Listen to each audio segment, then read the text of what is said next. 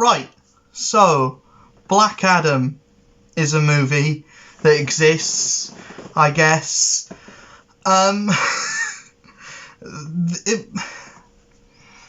This movie is going to be weird to talk about because it's not really a Black Adam movie.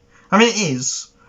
Black Adam is the central protagonist, or not even protagonist. I mean, he beats the bad guy at the end, but he's...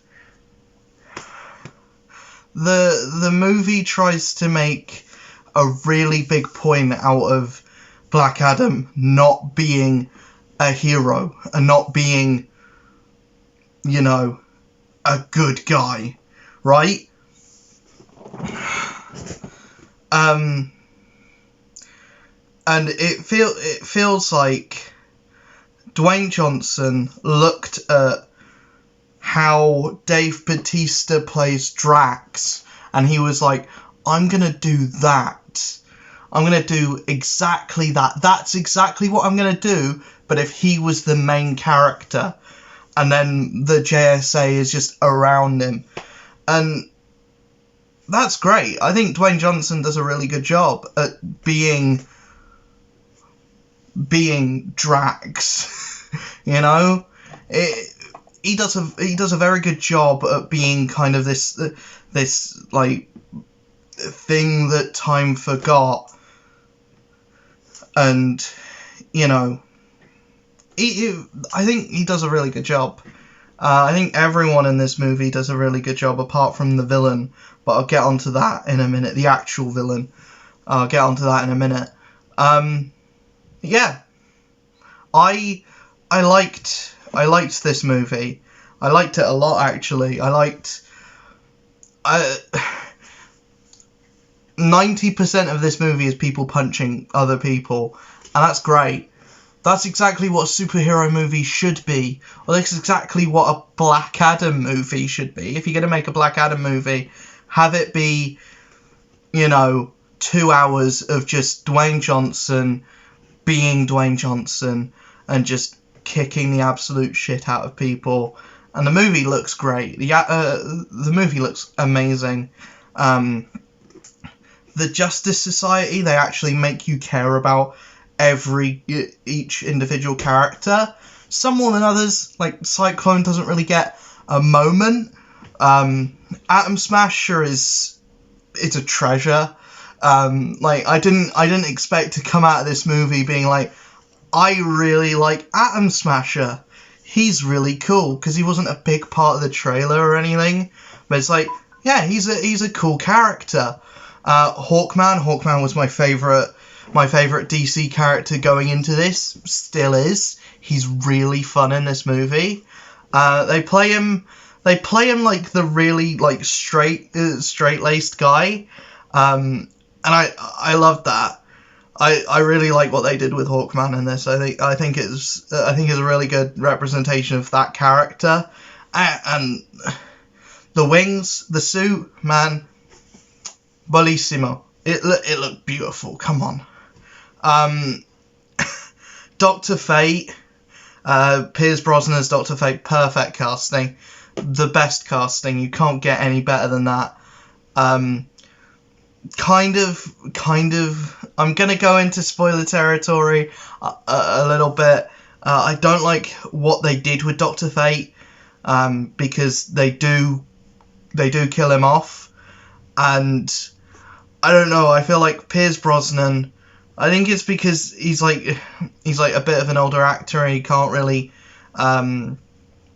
he's gonna struggle to carry a franchise for that long, and because he's an older actor, they get him to do an amazing performance, and then, you know, have that be the like tearjerker at the end of the movie. And it kind of was.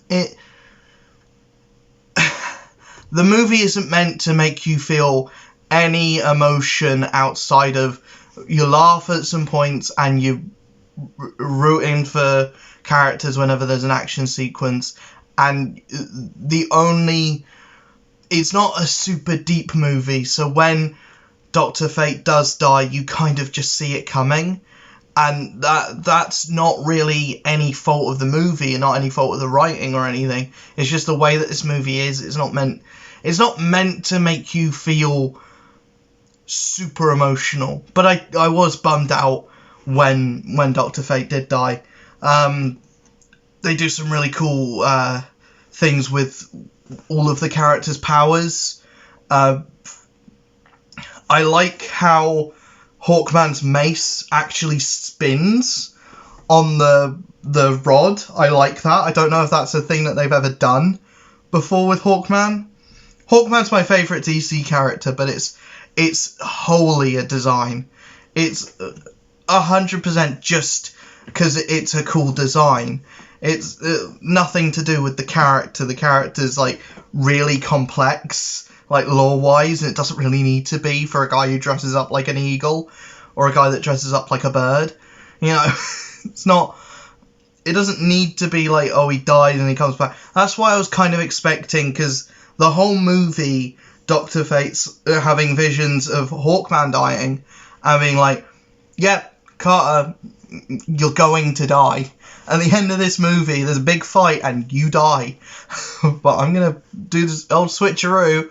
And yeah, but I feel like it would have made... I feel like this is kind of where the movie was clever. I say clever with an entire bucket of salt, because nothing this movie does is smart. This is the opposite of a smart movie. This is like the dumbest popcorn fun that you're ever going to have at the cinema, and I'm here for it. 100%, I'm here for it. I love the Transformers movies. I love 2 Transformers movies, and the other 2 I tolerate. The other 3 I tolerate.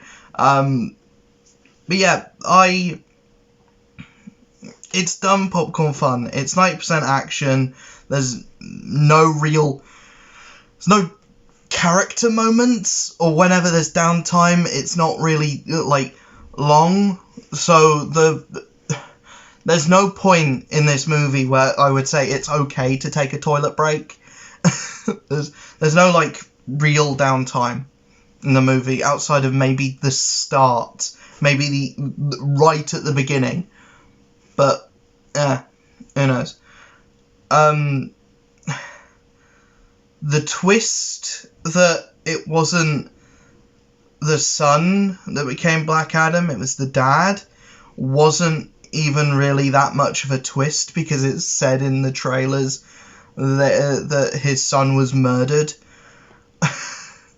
So yeah, I don't get it.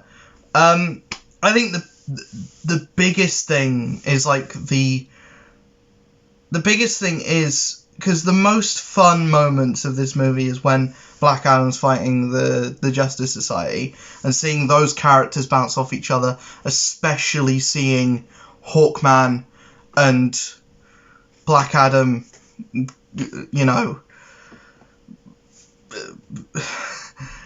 trade both words and punches. I feel like whenever they're both bantering off each other and, fighting each other, throwing each other into buildings, it's the most fun parts of the movie.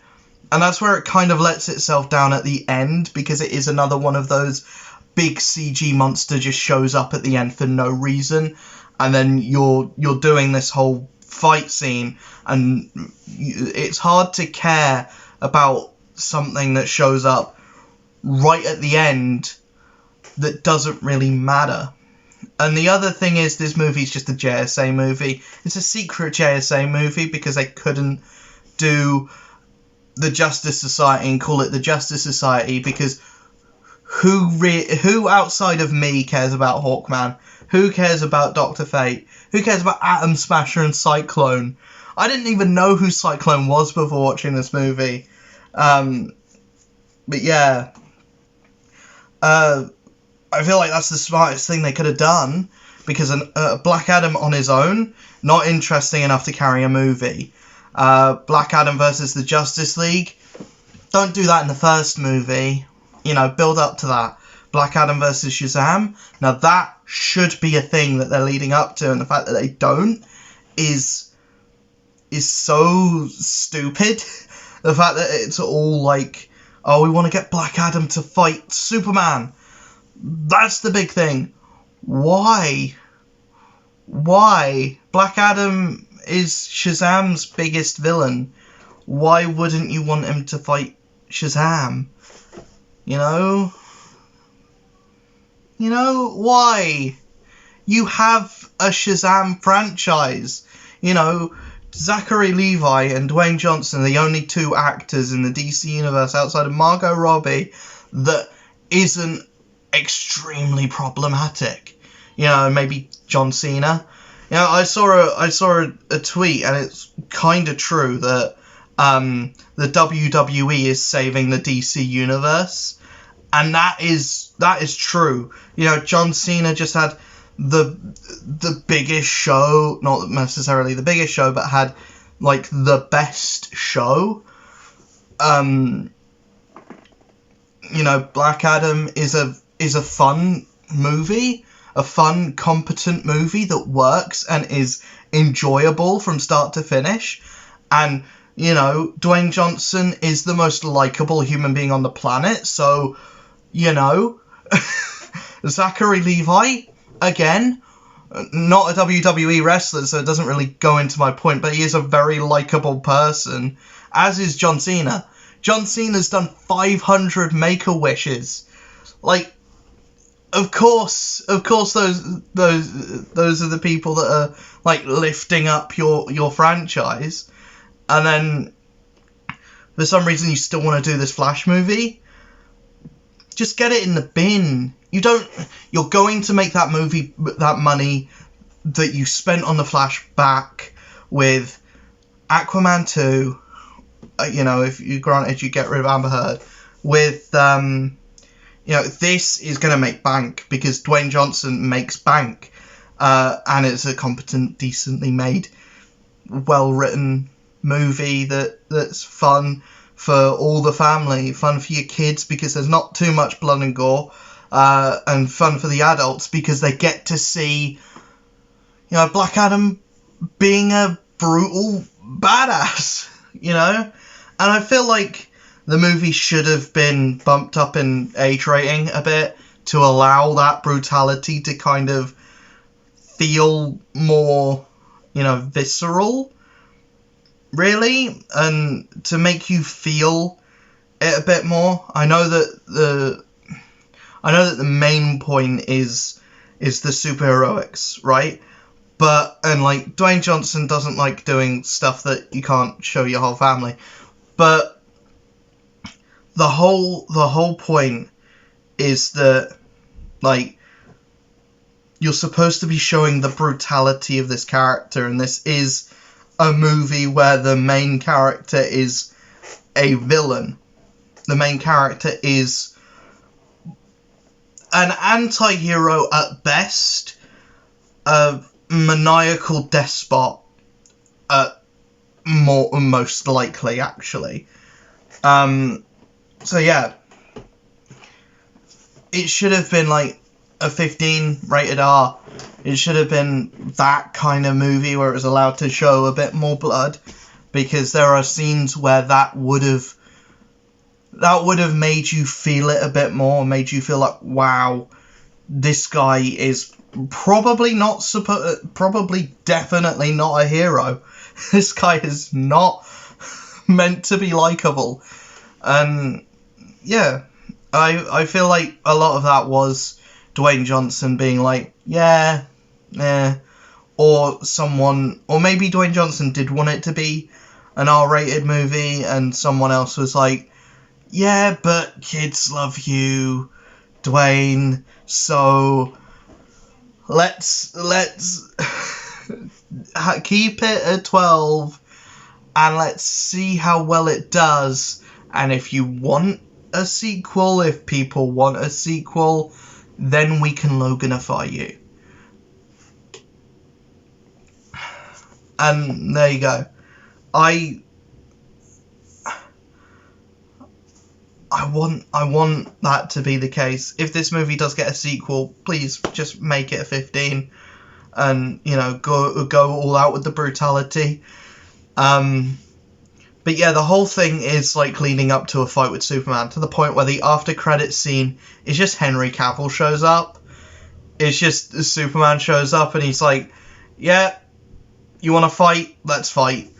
And that is the most annoying thing about the Black Adam movie in general. It's the most annoying thing about Dwayne Johnson in general, is that his whole thing that he's been pushing, you know, as much as he's like, I want to change the course and the direction of the DC universe going forward, and this movie is going to change the course of the DC universe going forward.